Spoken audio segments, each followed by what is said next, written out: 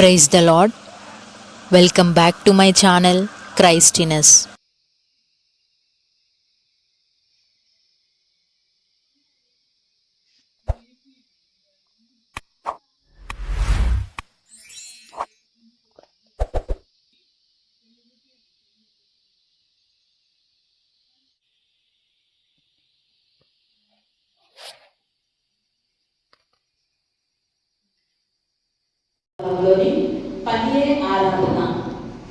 పనియే ఆరాధన దైనందిన వృత్తిలో దేవుడిని కనపరచుట.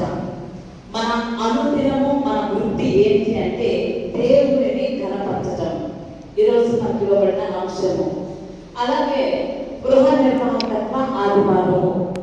ఒక గృహాన్ని నిర్వహించటంలో మన పాత్ర ఏంటి అంటే స్త్రీలుగా, పురుషులుగా, కుటుంబ సభ్యులుగా, లేకపోతే సంఘములో బాధ్యత కలిగిన వ్యక్తులుగా మన యొక్క పని ఏంటి అనేది ఈరోజు లేఖనాల ద్వారా దేవుడు స్పష్టం చేయబోతున్నారు. ఈ గృహ నిర్వాహకత్వం అనేది ఒక బాధ్యతతో కూడిన పని. ఆ బాధ్యత ఏంటి? మనం పొద్దున లేచిన దగ్గర నుంచి ఎవరు ఉద్యోగ రీత్యా వాళ్ళు పని చేసుకుంటూ ఉంటారు. ఆ పని ఆరాధన అని మనం అనుకుంటున్నామేమో. ఇంకొకటి మన ఇంట్లో ఎన్నో పనులు చేస్తూ ఉంటాము. ఆ పని ఆరాధన కాదు. గృహంలో చాలా పనులు ఉంటాయి. ఈ పనులన్నీ మన శారీరకంగా మనం పోషించబడటానికి చేసే వృత్తులు ఈ పనులుగా నిర్వహించబడ్డాయి. కానీ ఆత్మీయంగా దేవుడిని పని చేయటానికి దేవుడు మనల్ని పిలిచాడు అనే సత్యాన్ని ఈరోజు వాక్యం ద్వారా మనం జ్ఞాపకం చేసుకుంటాం. నిర్గమకాండాన్ని ఒకసారి ధ్యానించుకుందాం. నిర్గమకాండము 24వ అధ్యాయము. నిర్గమకాండము 24వ అధ్యాయము 16వ వచనము. యెహోవా మహిమ సీనాయి కొండ మీద నిలిచెను. మేఘము 6 దినములు దాన్ని కమ్ముకొనెను. 7వ దినమున ఆయన ఆ మేఘములో నుండి మోషేను పిలిచినప్పుడు యెహోవా మహిమ ఆ కొండ శిఖరము మీద దహించు అగ్ని వలె ఇశ్రాయేలీయుల కన్నులకు కనబడెను. చాలయ్య, ఇక్కడ వాక్యాన్ని మనం ధ్యానిస్తే యెహోవా మహిమ ఆ కొండ శిఖరము మీద దహించు అగ్ని వలె ఇశ్రాయేలీయుల కన్నులకు కనబడెను. ఇక్కడ ఇశ్రాయేలీయుల కన్నులకు దేవుని అగ్ని కనిపిస్తూ ఉంది. ఏంటి ఆ అగ్ని అంటే? దేవుడు మోషేని పిలిచినప్పుడు అగ్ని ద్వారా పిలిచాడు. ఆయన మండుచున్న పొగ ద్వారా మోషేని పిలుస్తున్నాడు. అది నిర్గమకాండము 3వ అధ్యాయము మొదటి 3 వచనాలు మనం జ్ఞాపకం చేసుకుంటే, అయితే పిలిచినప్పుడు ఆయన దేవునికి విధేయత చూపించాడు. ఒక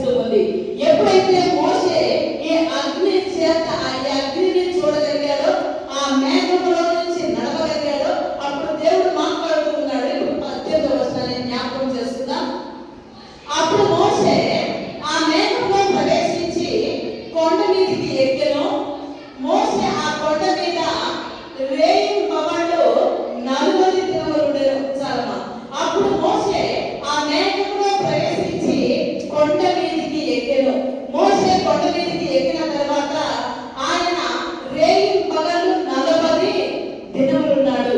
ఈ రేయి పగలు 40 దినములు మోషేని దేవుడు ఏం చేశారు?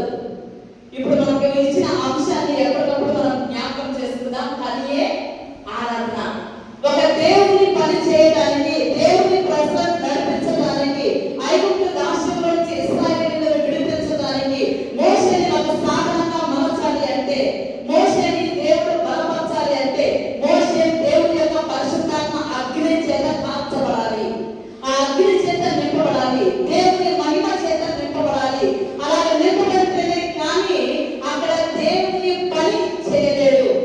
ఈరోజు దేవుని పని అంటే ఆషామాష కాదండి. దేవుని పని చేయాలి అంటే మనం చేయాల్సిన మొదటి పని ఏంటంటే దేవుని మాట వినే వారంగా ఉండాలి, లోబడే వారంగా ఉండాలి, తగ్గించుకునే వారంగా ఉండాలి, దేవుని అంటే భయభక్తులు కలిగిన వారంగా ఉండాలి. మన పరిశుద్ధతను కాపాడుకోవడానికి నిత్యము ప్రయాసపడాలి.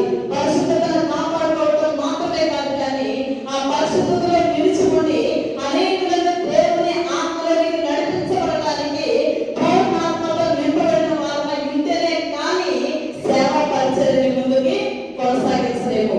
అలాంటి పరిచర్యని కొనసాగించడానికే మోషేని ఒక సాధనంగా దేవుడు పిలిచి ఆయన నిలబెట్టుకున్నాడు.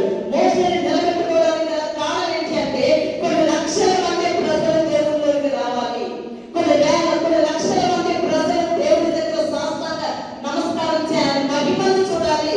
ఆయన మాత్రమే ఘనతకారుడు, ఆయన మాత్రమే మహాత్స్య కార్యములు చేయగలడు, ఆయన మాత్రమే సృష్టికర్త. ఆ విషయాలు తెలియచేయాలి అంటే మోషే ఇప్పుడు బలపరచబడాలి. మోషే దేవుడిని కనపరచడం మాత్రమే కాదు, అనేకులు దేవుళ్ళని దేవుడిని కనపరచడానికి ఆయనే దిక్సూచిగా ఉండాలి.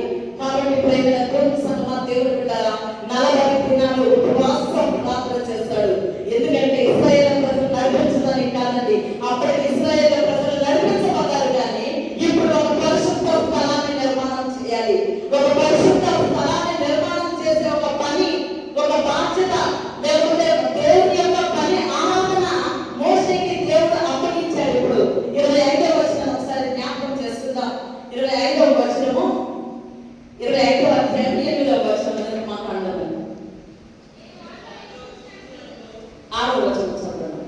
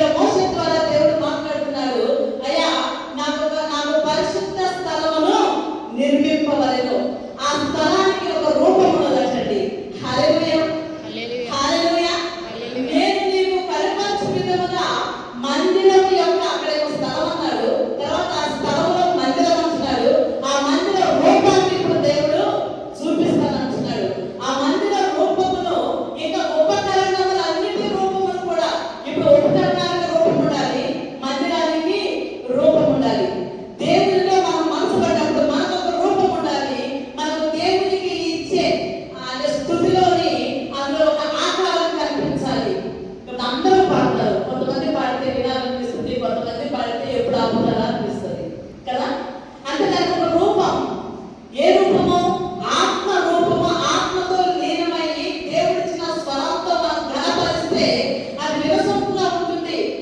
దేవుణ్ణి మహిమపరచడానికి ఆత్మతో సత్యంతో ఎప్పుడైతే మనం దేవుణ్ణి కనపరచడం ప్రారంభిస్తామో అది దేవుడు ఆనందిస్తూ ఉంటాడట. లేదు పోటీ పడి పాడతాం చూడండి, నాకు వచ్చింది పాట నేను పాడతాను అన్నప్పుడు ఆ పాటలో ఏముండదు, రూపం ఉండదు. దేవుడు వింటారా, దేవుడు తన రూపంలోనికి మనల్ని తీసుకొని రావడానికి తన స్వరత్వం ఇచ్చి మనల్ని సంపాదించుకున్నాడు. ఆ రూపంలోనికి తీసుకొని రావడానికి తన రక్తాన్ని దారపోస్తాడు. ఒక శిల్పి ఏ రీతిగా ఒక రాయిని శిల్పంగా మలుస్తాడో అలాగా మూడుగా ఉన్న జీవితాలు, బండగా ఉన్న జీవితాలు, చెదిరిపోయిన జీవితాలు, అస్తవ్యస్తంగా ఉన్న మన జీవితాలకు రూపాన్ని తీసుకొని రావడానికి ఆయన దినదిన వాక్యం చేత మనల్ని ఆయన మలుస్తూ ఉన్నాడు. ఆయనలోనికి ఆయనలో మనసబడిన వారమే మనము. కాబట్టి ఈ రోజు మనం ఏ రూపంలోనికి మార్చబడడానికి ఇష్టపడుతూ ఉన్నాం. ఇక్కడైతే మందిరానికి ఒక రూపం ఉంది. నీ హృదయమే దేవుని మందిరం అని ఆయన చెప్తూ ఉన్నప్పుడు అంటారు కదా, కొరింథీయులకు రాసిన మొదటి పత్రిక 3వ అధ్యాయం 16వ వచనంలో ఒక మాటని జ్ఞాపకం చేస్తున్నాం.